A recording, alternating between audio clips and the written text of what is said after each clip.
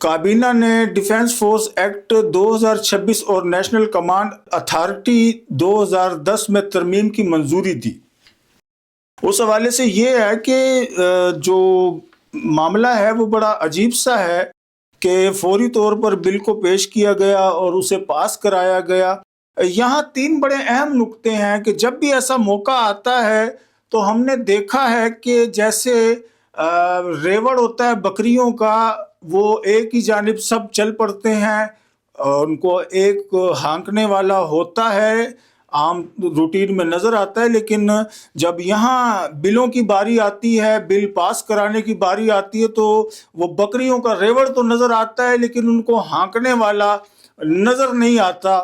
تو ایک تو یہ بڑی بات ہے۔ دوسرا، بل کے اوپر اعتراضات بھی قائم ہوتے رہتے ہیں، اعتراضات ہوتے رہتے ہیں، لیکن وہ بل پاس ہو جاتا ہے۔ تو کون سی طاقت ہے جو یہ سارے کام کراتی ہے، یہ تو اللہ ہی جانے۔ بہرحال جو میجر بات ہے کہ وہ ایمل ولی خان صاحب جو خود کو کہتے ہیں کہ میں غدار ابن غدار ہوں، وہ ابن غدار بڑا اچھا جملہ کہہ گئے کہ اگر یہ بل اتنا ہی اچھا تھا تو اس کو خفیہ طور پر پیش کرنے کی ضرورت ہی کیا تھی؟ اس کے لیے تو آپ کو وقت دینا چاہیے تھا کہ اس پہ بحث ہوتی، اس پر بات ہوتی۔ کیا کسی نے خوب ہی کہا تھا کہ جہاں بولنا جرم بن جایا کرے وہاں خاموش رہنا جو ہے وہ بہتر ہوتا ہے۔ تو یہی میرا خیال ہے، اراکین بھی کر رہے ہیں کہ اب کچھ اس کے علاوہ ہو نہیں سکتا تو پاس ہی کرا دیا جائے۔